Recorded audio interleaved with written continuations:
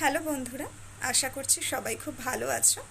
আজকে আমরা সম্পূর্ণ বাংলা ভাষার মাধ্যমে বিষয়বস্তু উপস্থাপন করব, যেহেতু আজকে আমাদের মূল বিষয়টাই হচ্ছে যে একটা বিএড ইন্টার্নশিপ যখন আমরা করি বা করতে গেছিলাম, তো সেক্ষেত্রে আমরা কি করে মাইক্রো টিচিংয়ের যে 5টা স্কিল, মানে মেনলি অনেক স্কিল থাকলেও 5টা স্কিলকে বিএড ট্রেনিংয়ে যেটা হাইলাইট করা হচ্ছে, তার মধ্যে আমরা কি করে এক একটা স্কিলকে একটা নির্দিষ্ট টপিকের পরিপ্রেক্ষিতে আমরা সেগুলো ফলো করে একটা ক্লাসরুমে পড়াবো। তো সেই জায়গাটা আমাদের আজকের আলোচ্য বিষয়। প্রথমে ধরো আমি একটা ক্লাসরুমে যাচ্ছি এবং যাওয়ার মধ্যে দিয়ে আমি তাদেরকে বলছি যে গুড আফটারনুন স্টুডেন্টস, সবাই কেমন আছো। তো এক্ষেত্রে আমাদের বোর্ড ম্যানেজমেন্ট বা আমরা যখন ব্ল্যাক বোর্ডের কাজ করছি, যেটাকে বাংলায় কৃষ্ণ ফলক বলে, তো কৃষ্ণ ফলকেও আমাদের কিছু জিনিস লিখতে হয়। যেমন ধরো তারিখ, প্রথমত তারিখ মানে বাঁ দিক দিয়ে আমি বলছি। ধরো প্রথমে থাকবে শ্রেণী, ঠিক আছে, কোন শ্রেণীর ওপর, যেহেতু আমরা সাবজেক্ট এডুকেশন, তো সেখানে আমি একাদশ বা দ্বাদশ শ্রেণী উল্লেখ করছি। তারিখটা দিচ্ছি, সেই নির্দিষ্ট দিনের তারিখ। নেক্সট হচ্ছে তোমার ডান দিকে আমরা দিচ্ছি বিষয়ের নাম, অর্থাৎ শিক্ষা বিজ্ঞান দিলাম।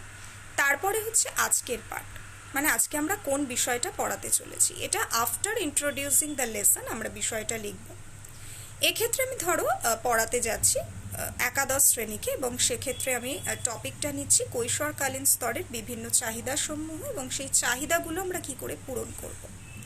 তো সেই বিষয়টা এবার প্রথমে গিয়ে আমি কিন্তু টপিকটা বলে দিচ্ছি না, আমি প্রথমে যেটা করছি মনোযোগ আকর্ষণ করব। যেহেতু ইন্ট্রোডিউসিং আ লেসনের আন্ডারে 5টা কম্পোনেন্ট, তার মধ্যে প্রথম কম্পোনেন্টটাই হচ্ছে মনোযোগ আকর্ষণ করা।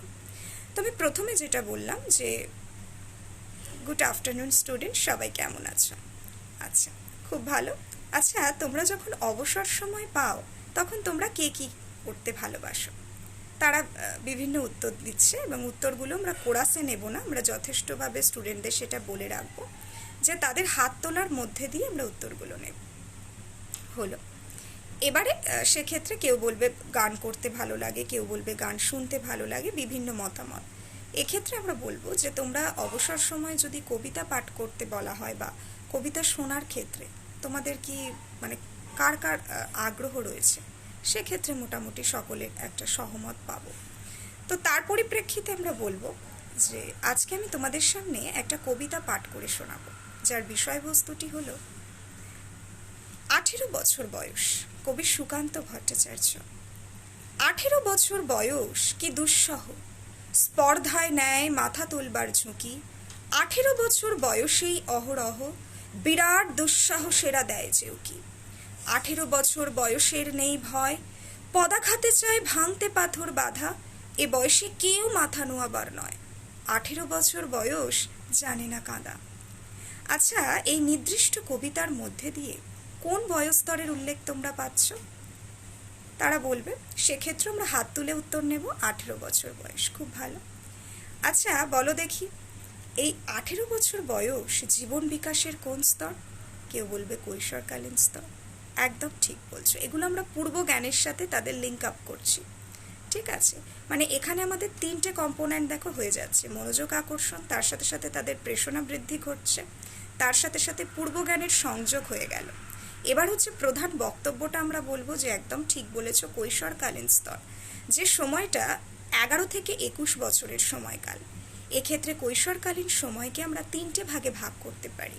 প্রারম্ভিক কৈশোর, যেটা 11 থেকে 15 বছর, মধ্য কৈশোর, যেটা 15 থেকে 17 বছর, আর প্রান্তীয় কৈশোর, যেটা তোমার 17 থেকে 18 বা 19 বছর। তো এটা প্রধান বক্তব্য। এবারে যেটা হচ্ছে যে এক্ষেত্রে তাহলে আজকে আমাদের আলোচ্য বিষয় হবে এই কৈশোরকালীন স্তরেরই কিশোর কিশোরীদের যে বিভিন্ন ধরনের চাহিদাগুলো তৈরি হয়, এবং সেই চাহিদাগুলোকে আমরা কি করে সমাজ সমর্থক উপায়ে আমরা পূরণ করব, তো সেই জায়গাটা আজকে আমাদের আলোচ্য বিষয়। এইভাবে আমরা ইন্ট্রোডিউসিং আ লেসন করব। ঠিক আছে, এক্ষেত্রে কিন্তু আমাদের সবসময় প্রত্যেকের ইন্টারাকশন খুব ইম্পর্টেন্ট। যখন প্রত্যেকে উত্তর দিচ্ছে, সেক্ষেত্রে আমার তাদেরকে উত্তর নেওয়ার পর তাদেরকে বসতে বলা, কোরাসে উত্তর না নেওয়া, এক্ষেত্রে হাত তুলে তারা উত্তর দেবে, এবং সেক্ষেত্রে তাদেরকে রিইনফোর্স করা বাহ, খুব ভালো বলেছো, একদম ঠিক বলেছো। এই কথাগুলো এইভাবেই আমরা একটা লেসনকে ইন্ট্রোডিউস করি। সো আজকে আমাদের বিষয়বস্তু এই অবধি ছিল।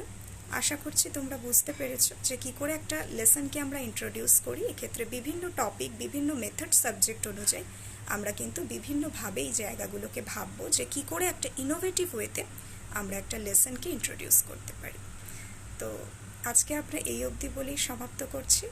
আশা করছি সবাই বুঝতে পেরেছো। Thank you.